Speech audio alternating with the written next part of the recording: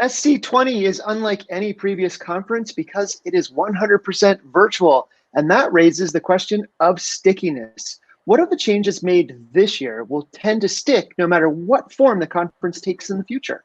Hi, I'm Michael Hakkarinen, and that's one of the questions we'll explore in this edition of the SC20 News Desk. But first, let's meet our guests.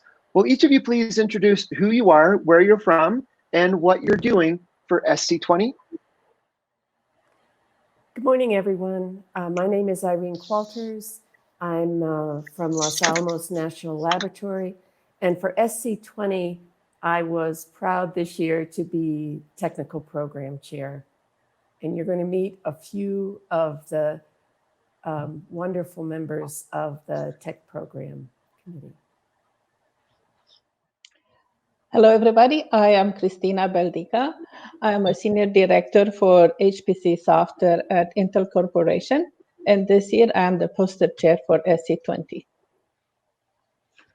Hi, I'm Suren Byna from Lawrence Berkeley National Lab. I'm a computer scientist here. And for SC20, I am the Research Posters Chair or Co-Research Posters Chair along with Kaylee Nelson from Yale. Hello, everybody. This is Sunita Chandrasekaran. I'm an assistant professor at the University of Delaware, and I'm vice chairing the Early Career Program with CJ Newbern from NVIDIA, who is the chair for the program. Excellent. Thank you, Irene, Christina, Suren, and Sunita for being here with us this morning. My first question is about early careers. What can we expect from the Early Career Program this year? Right, so we have 41 participants, so that's fantastic. And we are very excited and enthusiastic to meet these participants, even if it is virtual. So the goal of the Early Career Program is to help these early career researchers, scientists, to navigate them through their early career paths, promote them, give them some guidance, give them some support, because we all have been there, right? And we know that there are several pies in our plots, and often the issues are, how do we manage time, right? How do we get more productive? How do we communicate science, be it to lay audience, or be it to a program director, or be it to a funder, collaborator, and how do you make elevator pitches? And what does global diversity means, right? How do you work with collaborators intercontinental way? So there are so many questions, and I'm sure the early career scientists find it overwhelming. So this program is to, help them, make sure that they know what they're doing and help them towards their career path. And we have also divided the program into several subtopics based on what I just said. And we are so grateful to our entire early career program committee for working endlessly over the past several months, meeting almost every week, nailing all these questions down and meeting with them then next week, November 12th and 13th.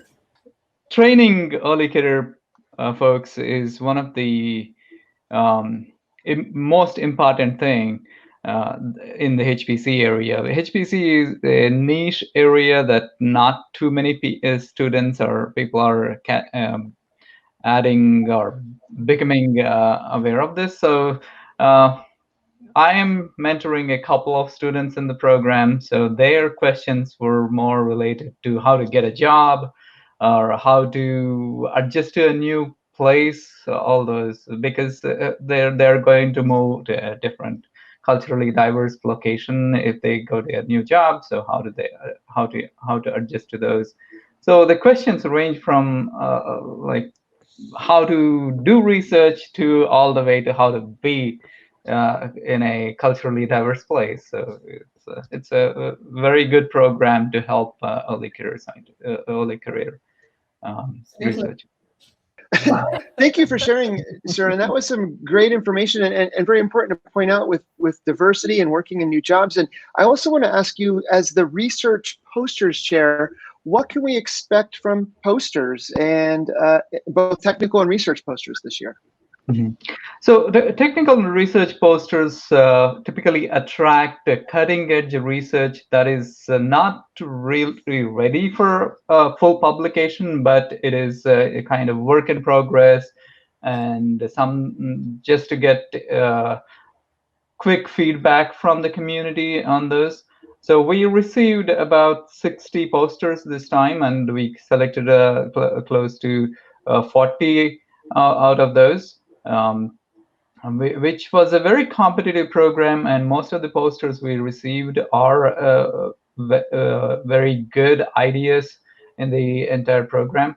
And we are also selecting some best posters that are in the latest technologies like AI, machine learning, quantum computing, and performance optimization on very large scale systems like exascale era computers.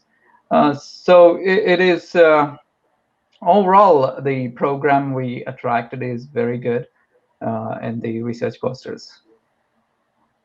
Since we're speaking about posters, let me add something here. We have several categories of posters. One of them very prominently is the research poster category. In addition, we have student posters. We receive submissions both from graduate and undergraduate students, and they participate in the ACM student competition. So it's very exciting. It's a very good opportunity for students to showcase their work and start making a name for themselves. In addition, we have the doctoral showcase. These are very impressive because they some work over 3, 4, 5 years, and it's all presented on a poster. You imagine the challenge to fit all that content in one view. And then we have the visualization showcase.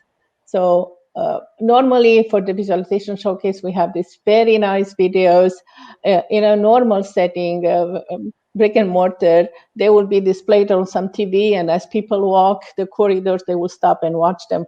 I think this year we have a unique opportunity to just, really showcase them, because in front of a computer, that's where they're at their best.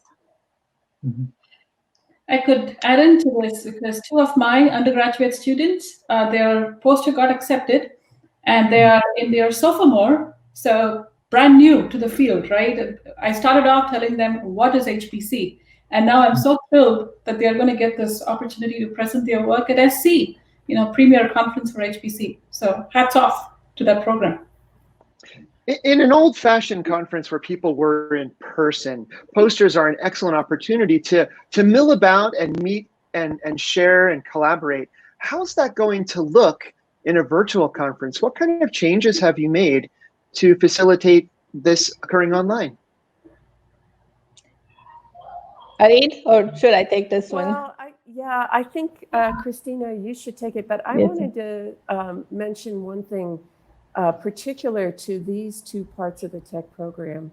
I would say both posters and early career have had to take more dramatic changes to adapt to the virtual space. And I think I'm actually very excited to see some of this is experimental. And I'm really excited to see what we learn from this and how that changes the future program at SC20. So I think your question really starts to probe at what adjustments did posters make and what adjustments did early career make. And, we'll have a chance to see how that plays out and learn. But I did want to point out that these 2 tech program areas had some major pivoting to do to make sure that their programs were successful in this new landscape. So I'd like maybe Christina, if you want to start talking about that. Sure. For the poster displays themselves, we asked the authors to record a voiceover, a short narrative, 3 to 5 minutes, that will give a conference participant, a viewer, some details, a place to start to look at that, to guide them through their posters. So those voiceover recordings will be available throughout the conference as a companion to the poster itself. We also decided to continue what we usually do at the old-fashioned conference, as you call it, the poster reception.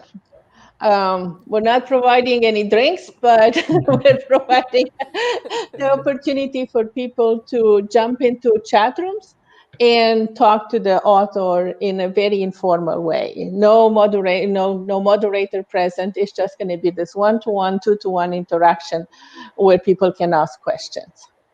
And of course, we have the finalists of the student competition, of the best poster competition, of the visualization showcase. Those will be presentation sessions with the session chair, with the pre-recorded presentations, but also with live Q&A. Again, we want to make this as much as possible an interactive experience to remove some of the barriers that are inherently present in this environment. I can add a change. Oh, sorry. Go ahead. bit more. So yeah, I think one advantage of poster session compared to the other paper sessions is the personal touch. You can in a in-person conference, you can go talk to a person very informally and all those things. So that would be missed in this version, but the other side of it, with the voiceovers and all those posters module going to be available for a while, people can go back to see those and listen to the elevator pitches of those posters for longer term. These are very good content for people with short attention span. It's 3 to 5 minutes. Sunita, do you want to talk a little bit about how early career adapted to this year? Right. So we have the same issue in the sense, let's say opportunity, right? That the in-person energy will be missing, but we have to pour in whatever energy we can, enthusiasm we can, via the awesome virtual support SC is offering. So we will be, the reason we split early career program into multiple topics was exactly to accommodate this kind of setting, because now we span it into 2 days. So now it is November 12th and 13th, exactly because of the attention span that you just said, Christina. So we split this in a way. Then on the first day we have communication, and we have a pitch and elevator talk and everything. And second day we have the rest of the programs. And we plan to do breakout rooms, to have this one moderator with 2-3 people. So you kind of get that little bit of in-person, that energy, right? Instead of having 41 people in one room, because obviously all the 41 people cannot talk at the same time. That's the downside of this virtual scenario. And we also plan to give them questions in advance, or give them an idea of what each subtopic will cover and who the panelists are, so whom they're going to meet. We plan to do that midweek next week. So on the 12th and 13th, they have a little bit of more info, right? Whom they're going to talk to, what kind of questions they could ask. It's definitely got us to think out of the box. So it's none of this is normal, right? And it was fun. And that's why working with those program committee members helped us expand our brain cells and think a little bit more as to how to run this. One of the things I noticed overall, and certainly it applies to posters in early career, is we followed on the path of SC19 in trying to make the demographics of the committee as broad as we could. So as you can see here, industry, university, we tried to do demographics, early career, those much more advanced in their career. And so as the committees had to pivot, it was really fun to watch the perspectives that different people brought based on their background. And I think the SC20 as a whole really benefited from that as we adjusted in August putting together this conference. So I think that's something that will carry forward, and it allowed us advantage in ways that we didn't anticipate as we were setting up committees. So you've used words like pivot and change and a new normal. And I don't think anybody could have been prepared for the adjustments we've had to make around the world because of the challenges brought forth by this pandemic. And the conference has made some incredible changes, and some ways might be described, as we find out later, as improvements. But I'd like to ask you all to speak on a broad scale about the industry. How do you think this pandemic will change the face of high-performance computing? I could go first. I think it got me thinking, right? The past several months, I think since March, this pandemic has pushed boundaries in so many different levels and touched so many different, derivatives of high-performance computing. Obvious is science, right? And there is so much research on virus-type problems. And if you look at the number of papers published on COVID research since March, it's just exploding. If you look at Google Scholar or Nature publications, and in all these aspects, I think high-performance computing has such a major role to play because we are thinking about the extent of the problem, right? And there is so many people involved and so many different mutations of the virus, and it's affecting the globe literally, and not just the science part of it from academia or whoever is teaching. The amount of online teaching resource tools that we have adapted since March, oh my goodness, we get emails after emails of, hey, try this, hey, try that, and I'm exposed to tools that I've never heard of before, right? So teaching ways, and then internet. We really need high-speed internet at this point, right?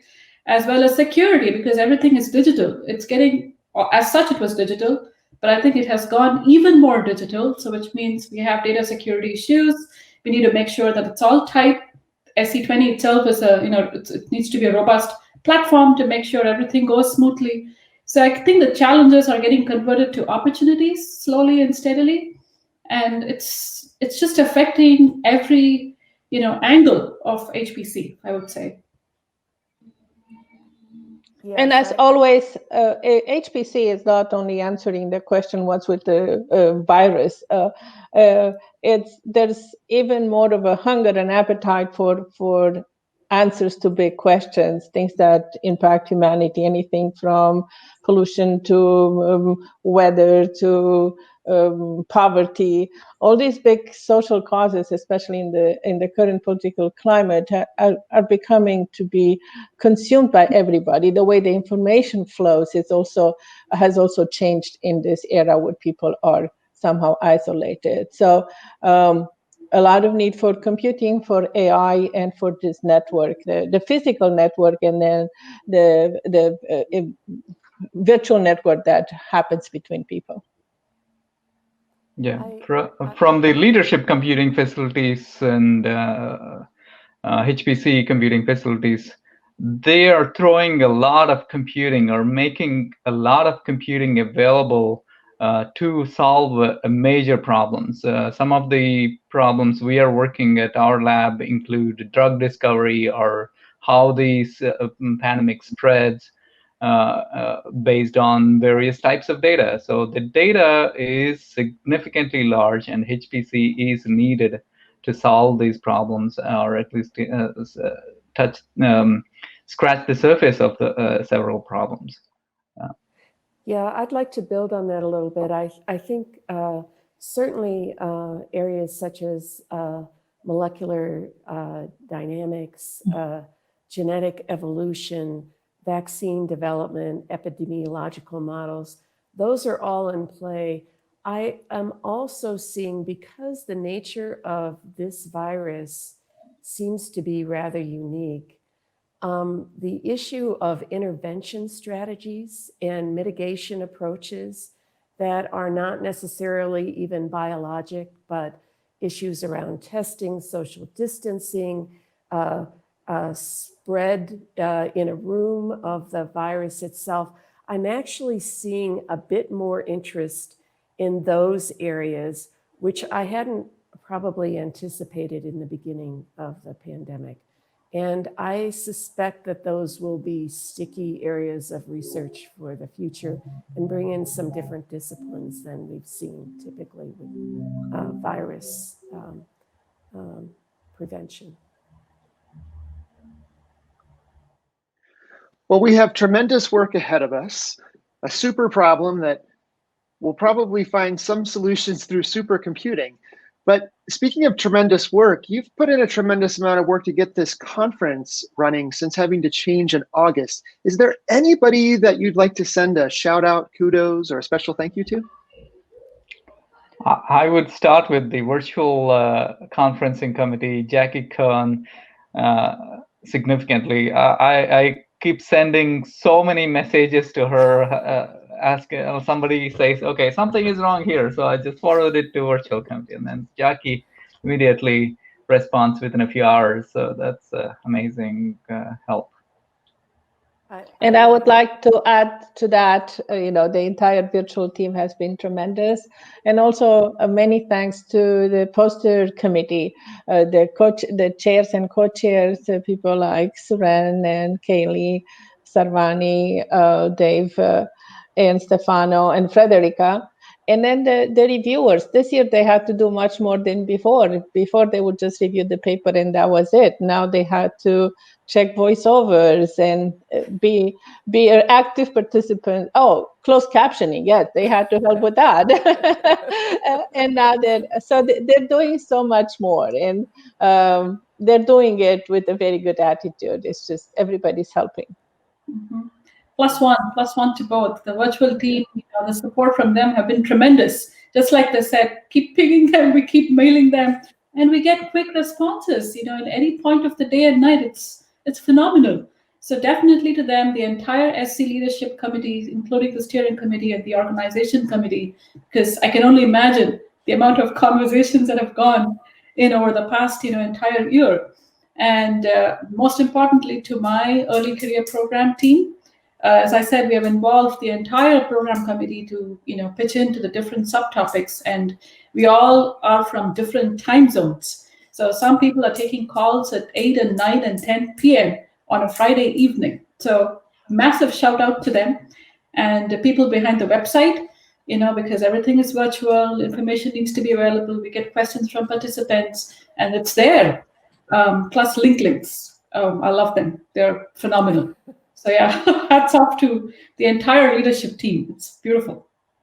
I think it's well said. And in addition to the committee, there are two other groups that we're relying on in different ways. One is the student volunteers, who people keep saying, can I have another student? Can I sign up? Are there more?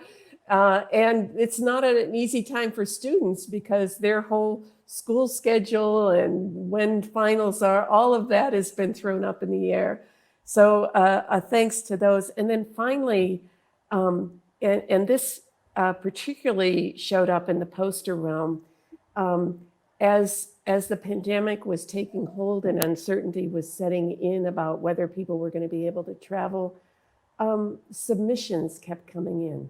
We delayed a few dates, and the community responded. And we have a very, from a content perspective, a very rich conference. And I really thank not only the committee and the steps they took, but the response from those who submitted. So thanks to those groups. Yeah, one thing I would note there is because of those, because we had to delay some of these submissions, and also it was too close to announcing the results, so we had to reduce the time of reviewing to 1 week, and we received 99% of the reviews on time. So the committee did amazing job in responding to the timelines and getting it back to us. Yes, indeed. Thanks to all those. And one more thank you. Thank you to everybody here, Irene, Christina, Suren, and Sunita, for your time and for all of your hard work. I hope I get a chance to meet you, and it's in the future, and it's in person. In the meantime, I'm Michael Hakkarinen, inviting all of you watching to learn more about the International Conference for High Performance Computing, Networking, Storage, and Analysis here at the SC20 News Desk. Thanks, everybody. Thank you so much, Mike. Thanks. Bye. Thank Thanks. you.